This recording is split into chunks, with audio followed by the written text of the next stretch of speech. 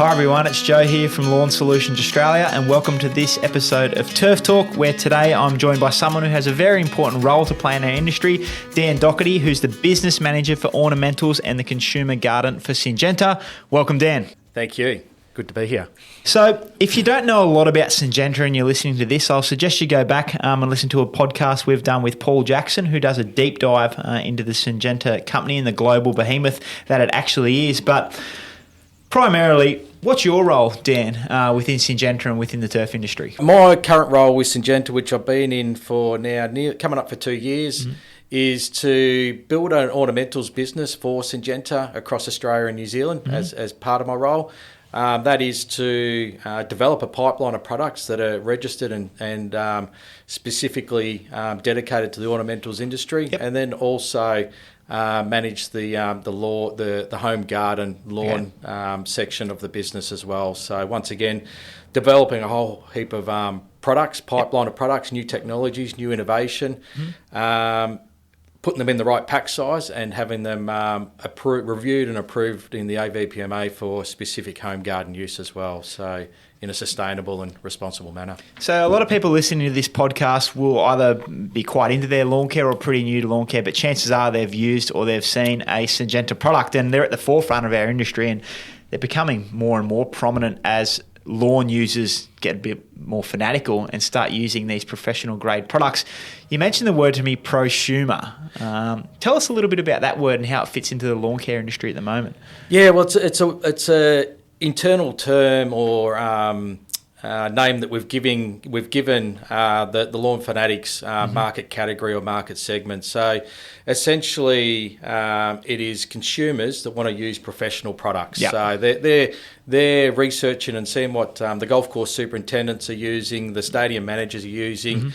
And Syngenta's a big player in those market segments, and realising quite quickly that a lot of Syngenta products do have a fit in lawn management specifically as well. And Syngenta have done a wonderful job of this. One example that we're going to touch on a little bit later on is taking a liquid product like Acelepryn and formulating it into a granular formulation for the residential market to use, but we'll get into those a little bit later. But at the heart of Syngenta's business is product development.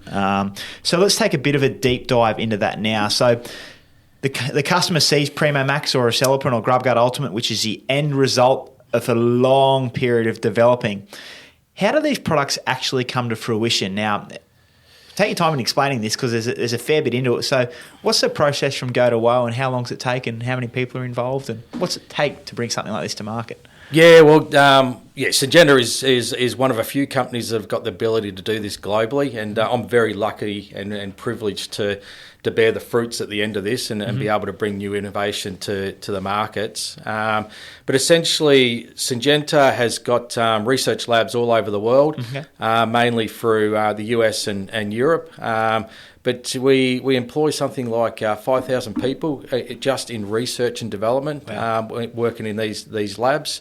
It gives us the ability to screen about 100,000 molecules a year.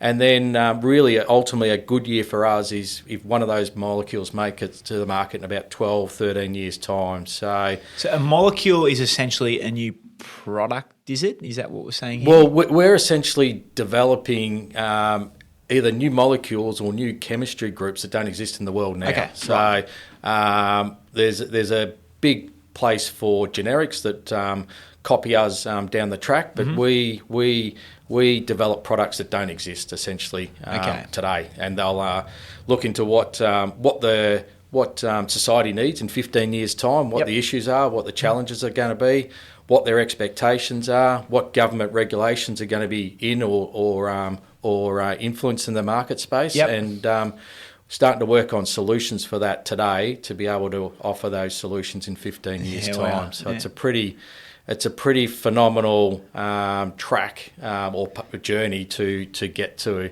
a molecule that's then commercially viable and ready to be a solution for an issue for either lawns or ornamentals, or obviously a big part of what drives this is the agricultural side of Syngenta, so working closely with farmers to deal with their issues and challenges to produce more yield, basically. It's a fascinating thing, and I spoke about this in Paul's podcast, how in your job you could be working something on that you may only see it come to fruition once in your career if you have a long career with the customer, with the company. So it's a pretty important thing that you guys are doing. So the process takes that many years. And you mentioned the work goes on all around the world. So Syngenta has labs spotted around different continents, do they basically? Absolutely. And essentially, when we're launching a product, it is almost 13-year-old technology to us. So we are literally doing thousands of trials and gathering all that data back in and understand that molecule really, really deeply and have absolute confidence in what it can do, what it can't do, where it should be used, where it shouldn't be used. So we can share that information and knowledge to the market as we're launching a product, which is obviously a good thing. And again, one thing I think that needs explaining, what a lot of people probably don't understand, is the development is a really, really difficult part of this process. But then you've got to get that molecule or that new chemical actually registered. Now, both of them take a long period of time. How long can it take to get something new registered? In Australia, it sits at about 2.5 years at the moment, at date of submission. And if it's a brand new molecule that doesn't exist, it's about 2.5 years for them to review it, and as they should, take their time and understand it, and before they approve it in a couple of years' time. And Australia has its own separate rule book for this, doesn't it? You can't take something that's got registration for turf in the US and just bring it straight in? No, you can't, no. Yeah. So they look at it from a very scientific view and a data-driven view, and then make their decisions on whether that's suitable or not for the market that we're trying to register its use for. And this is all done through the APVMA? Yep. So people are looking at their product label or the chemical, and they'll see a sign saying APVMA. I think it gives it an approval number or something. Yep. All these products must go through that process to get registered. Yeah, absolutely. And then that label that goes on the container is essentially a legal document that needs to be adhered to and followed to. So because the approval is given as long as under the understanding that product will be used according to that label. Use it at label rates. You cannot tell people enough. Again, I say this on a number of podcast episodes, but just have a look at what Dan's just said, the amount of time and money that's gone spent to make sure that label's right. Follow the damn label. Yeah, and one of the things we do is obviously as we're bringing products to market, we will trial it at 1 litre, 2 litres, 3 litres, 4 litres, double the rates, and we know very accurately what the ideal, most economical rate is, and that's what we'll register it for. And there is no benefit in going above the label rate. That rate that we've submitted in the AVPMA and then they approve is the absolute ideal rate for best control of whatever you're trying to control, whether it's disease, weeds, insects. And there's no value in going above that label rate. That's a really, really important point. People think it's going to work better or faster or anything like that. These people have put the work in, so you don't have to do that. 100%.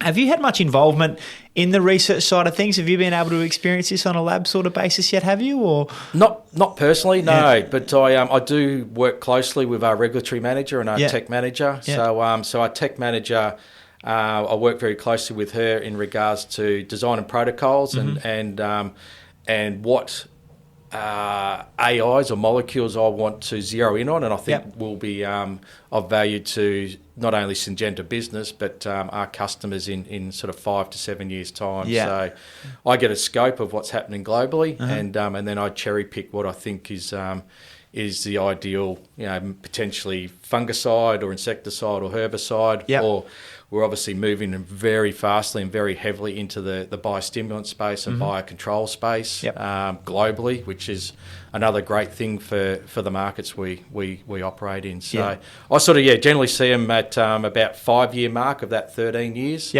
and zero in, and then we do local trial work to gather our data to then submit into the Australian regulatory body, which is usually about 3 years. And then we wait 2 years for approval, and then we're in the market around that year 13. So you can always trust these products have been tried and tested, because you just have to listen to what Dan's just said. So much work has gone into this, and I just want to zero in on a couple of products now that people are going to be very familiar with, or if they're not, they probably should be, in my opinion. And I said before, Syngenta's a massive name in the global turf industry, and people listening to this would be very familiar with your brand and your label on the product. products. But the first of the two products Syngenta products I want to focus on is Primo Maxx. Now, Primo Maxx is a plant growth regulator, or a PGR, as people will commonly know them. And if you're in the sports or the commercial turf industry, chances are you've been playing around with PGRs for a number of years now, but they've just recently surfaced in the residential marketplace. So for people that don't know, do you just want to go over quickly what a PGR is, or what Primo Maxx is, and what it can do for people? Yeah, well, specifically Primo Maxx, as you said, majority of fine turf managers use this product on either golf course greens or stadium sports fields and the like. So its main purpose is to put it out on your lawn or your turf, and essentially it starts to drive the turf to produce a lot of energy and resources and put that into the root system rather than growing leaf that we end up mowing off on a daily or weekly basis. So what then happens is the root system essentially becomes stronger, deeper, more robust. So then the plant becomes more drought tolerant, more wear tolerant, more shade tolerant, and starts to hold up a lot more stronger against disease and insects and the like. So.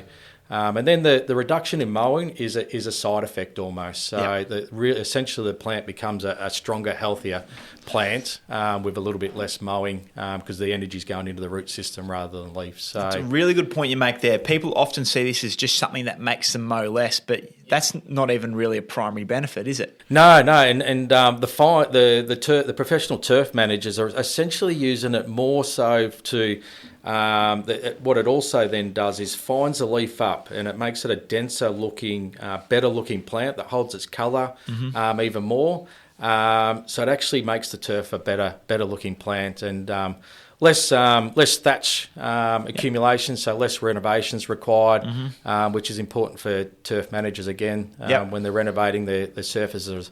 Are out of play for a couple of weeks, so to reduce that amount of renovations per year is important to them. But yeah, it's a great product to just essentially make your lawn look tighter, knit it denser, and with less inputs. We get the question all the time: is how do I get my lawn to look like my local golf club? And instead of telling him to hire 4 greenkeepers and mow it 4 times a week, then Primo Maxx is generally an answer, or PGRs generically are generally an answer to that. So, in my opinion, I say this to people regularly, I still think it's the most undervalued or underutilised product in domestic turf management. Like, it does so many wonderful things that you've mentioned. I know, like, let's take Tiff Tough customers, for example. The two biggest, I guess you'll say, issues with Tiff Tough or couch grass in general is it can produce thatch over a period of time, and it produces seed head.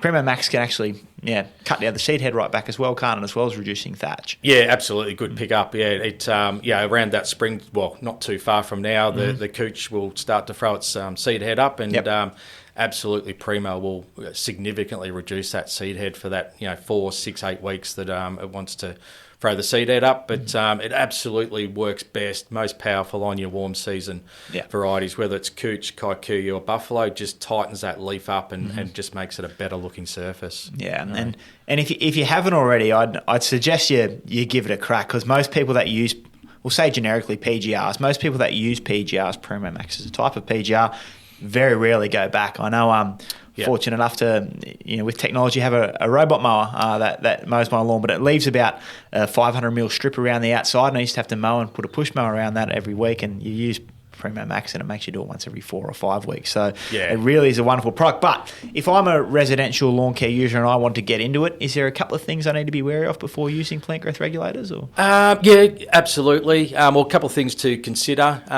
Really, you want to get your turf or your lawn looking good, getting it into that shape and form that you want to just keep it as that. So give them a couple of fertilisers, get them back to recovery, and then Primo goes on there. And then apply it to a healthy lawn. Apply it to a healthy lawn. So, and then it'll make your lawn look that extra 5-10% better with less work. So just look at just study the label or reach out to the Lawn Solutions team, and because it is quite a varied rate. So that's varies between turf species and time of year. So cut height as well?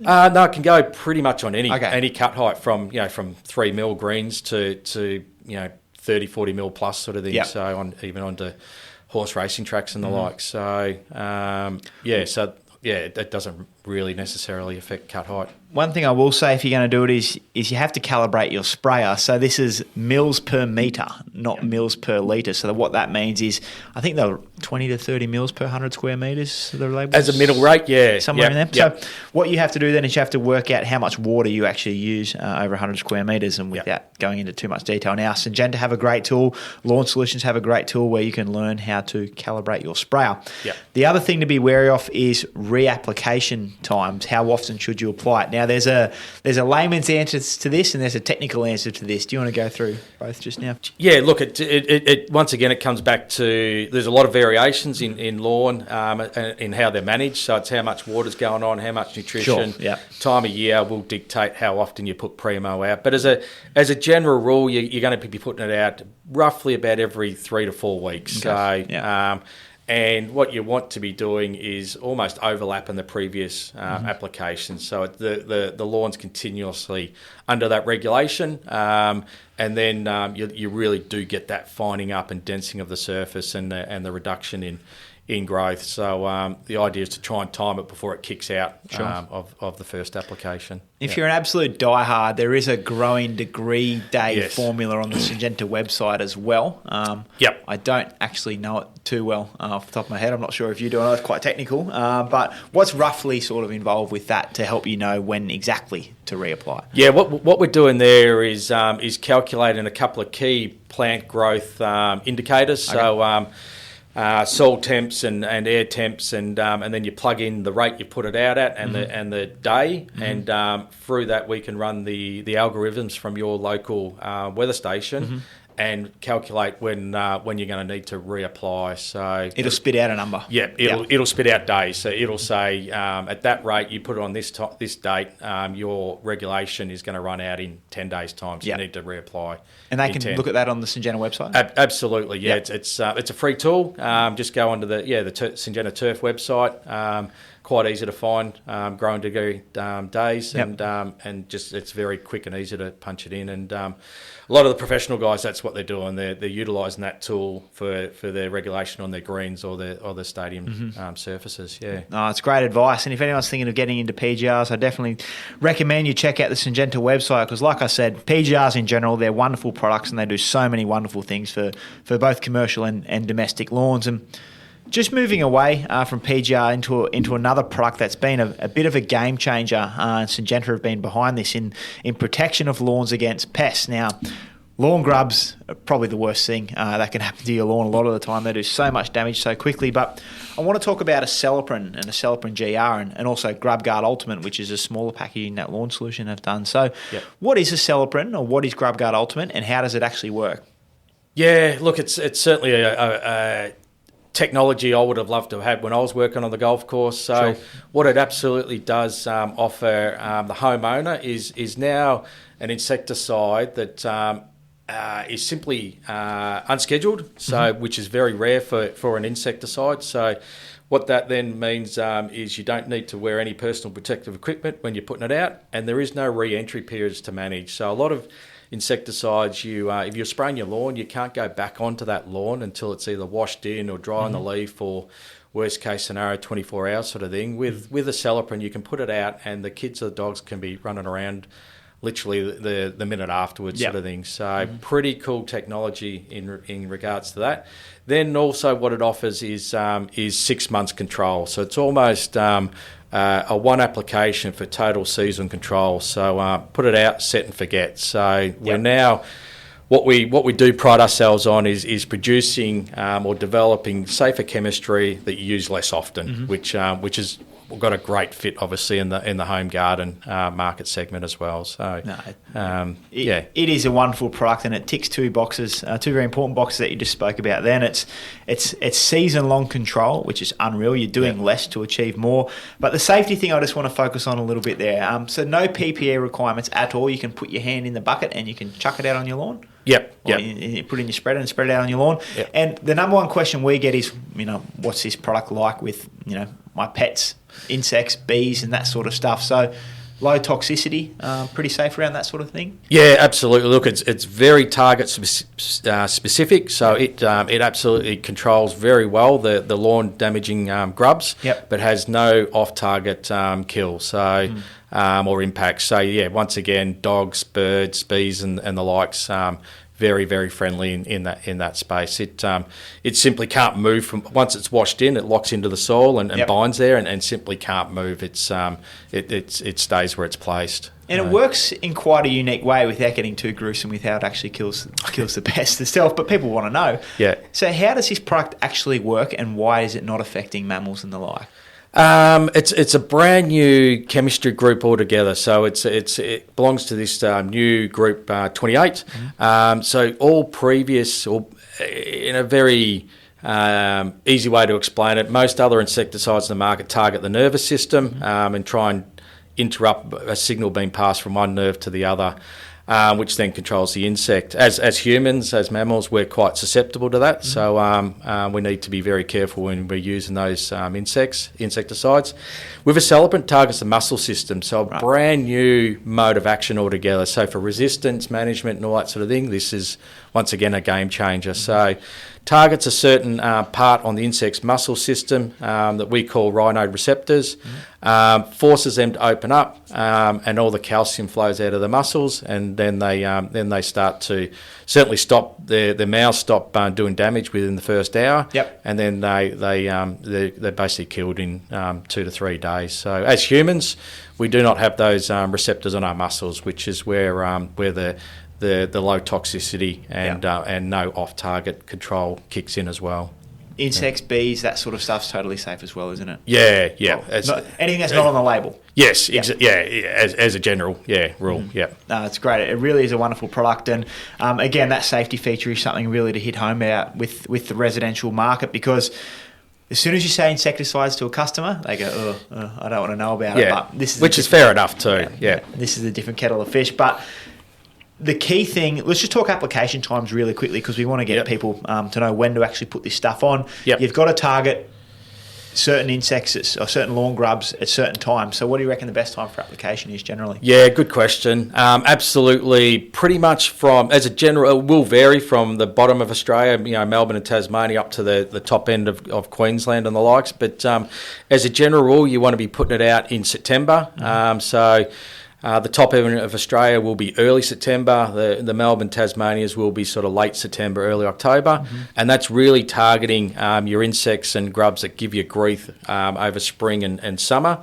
And then, unfortunately, armyworm has become a bigger issue and a bigger challenge for not only professional turf managers, but obviously the home gardeners as well. So you need to be looking to put a second application out sort of around mid-January to really just top the product back up in the top part of the turf, and then that stops. That'll then work for another 3 to 6 months to control any armyworm that comes through from January through to April. No, that's a great point that I want to elaborate on a little bit more now, because armyworm over the last couple of years have just become such a problem in our industry, particularly the retail industry. I mean, last sort of March, April, May, I've never had so many calls or seen so many emails about armyworm. So tell us about this latest little plague that we're enduring in the moment of armyworm.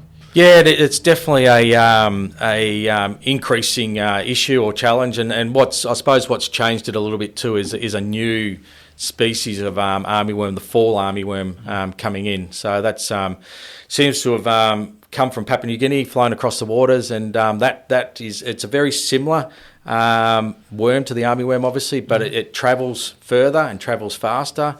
And unfortunately, it's hungrier. So it chomps away at your green material, whether it's a crop that the farmer's growing or your lawn. So it does a lot more damage quicker, and it can travel quicker and further as well. So it's just up the ante as far as the armyworm and fall armyworm damage that we receive on our lawns and turf. And the worst bit is it's called fall armyworm. Fall's obviously the American term for autumn. So they generally come around autumn, but depending where you are, they can be a little bit early. So they're damaging your lawn just before it goes into dormancy Yeah. when you're in the cooler climates, which is a problem. So Yeah. the only way you can really stop them, because they come so quickly, is by preventative measures like Acelepryn. Yeah, fortunately with Acelepryn, these pests are incredibly sensitive to the active ingredient being chlorantraniliprole, so they really almost have to only just sniff this, and it controls them very quickly and very effectively. So, so that is one bonus with the Acelepryn. It's just the one application in January, even at the lower rate, we'll control these for the next 3 to 4 months. Absolutely. Yeah, we did a podcast not too long ago about some of the best lawn tips, that lawn solutions that we can give to people, and utilising technology was almost my number one, and this is a prime example of that. Instead of trying to sort the problem out once it's happened, which is near impossible because they come so quickly, prevent it. I say to customers, it's insurance against armyworm in a lot of ways, isn't it? Yeah, and as you said, it's almost a set and forget. Put it out in January, and the last thing you want is your lawn to be going backwards in March or April, and then you go into winter dormancy and you've got to look at an average lawn until October, until it starts to warm up and improve again. So to avoid that, Acelepryn goes down mid to late January, and then you take care of that issue for sure. That's awesome advice. And again, it's if you're listening to this and you're a residential lawn user, it's definitely something you should be considering, because this armyworm problem isn't going to go away anytime soon. No. From what we've seen, moving away from Acelepryn or GrubGuard Ultimate. GrubGuard Ultimate is the same product as Acelepryn GR, Absolutely. just in a smaller, residentially friendly package, I guess you'd call it. But I just want to touch on a few other things before we wrap this up. One product that it's not turf related, so obviously we don't sell it, or it's not prevalent in the turf industry, but it's a product called Trimmit, and it's garden related, and we learned a little bit about this recently, and we think it's pretty cool. Can you go into a bit of detail about Trimmit and what it can do for people as well? Yeah. Thanks for raising. It's a product that we're going to have available to the home gardener in the next month or two.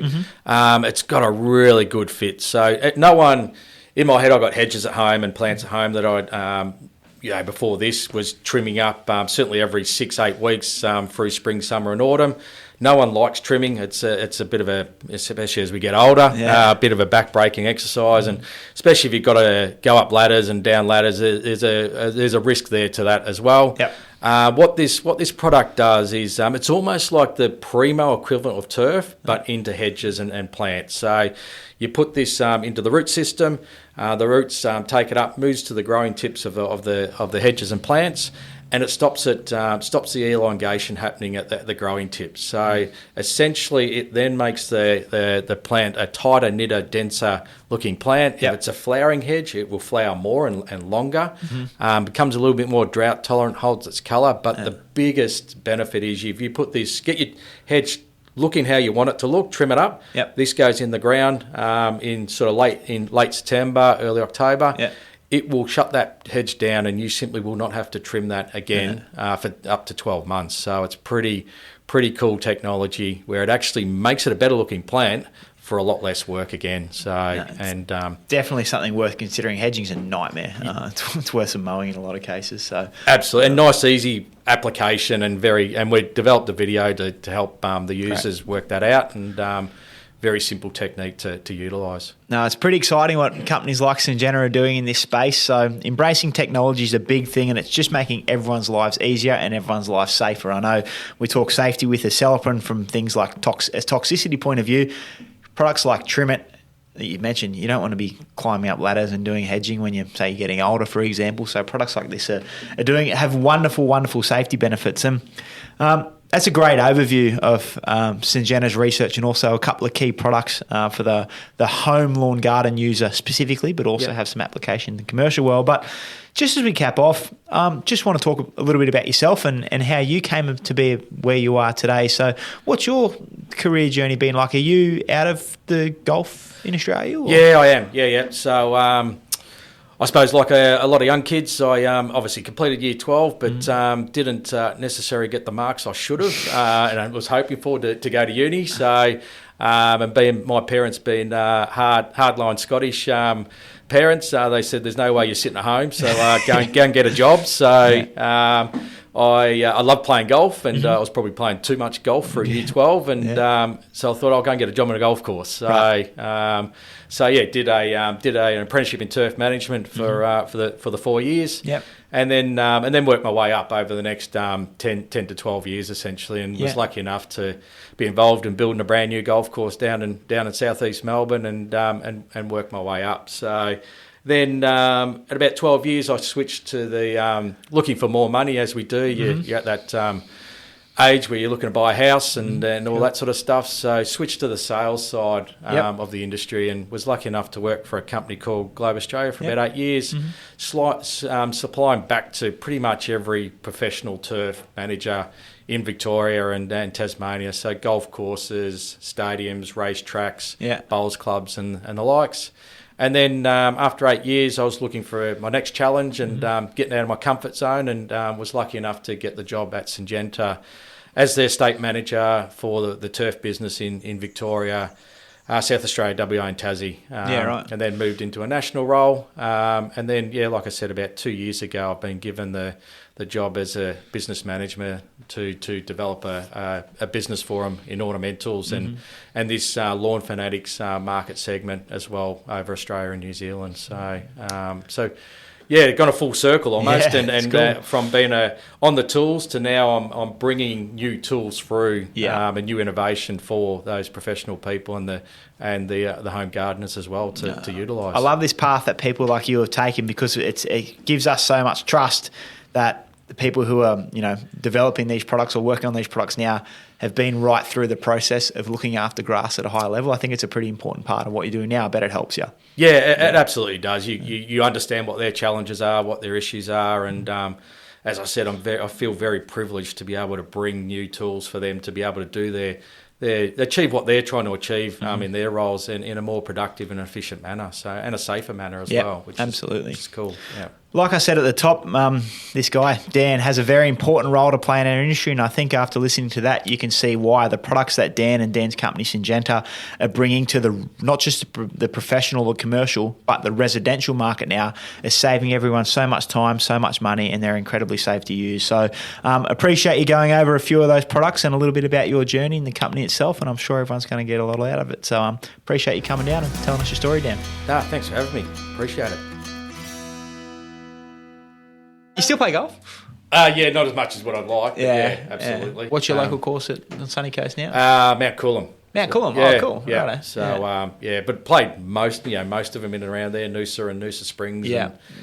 And, Twin Waters and stuff. Yeah. We played Noosa Golf Club last year, because they put Segrange on a lot of their surrounds now, our Zoysia product. On the new holes they're building there? Or? The new ones they've built, They've got Segrange on about 6 or 7 of them surrounds now. So we went up, because Mick Pascoe was the super there. He's just left again. He has, I heard that. So we met him in Thailand or Vietnam? So I actually messaged him. Because that's where he's gone, isn't it? He's gone back there. Yeah. So, that's pretty cool. Yeah, okay, I'll look out for that next time I play, because I reckon I played that probably November last year, I reckon. Yeah, it's but the new holes. nine. Yeah, the new holes weren't open when I played it, so they were still growing in, I reckon. I played it March last year. Yeah, it looked like it was pretty much. It looks so it's so good. Yeah, it's unreal. Yeah. Done a good job. Yeah, okay, I'll definitely get back out there and play it. I'll have a look at those new holes for they're good. Segrange. They're good.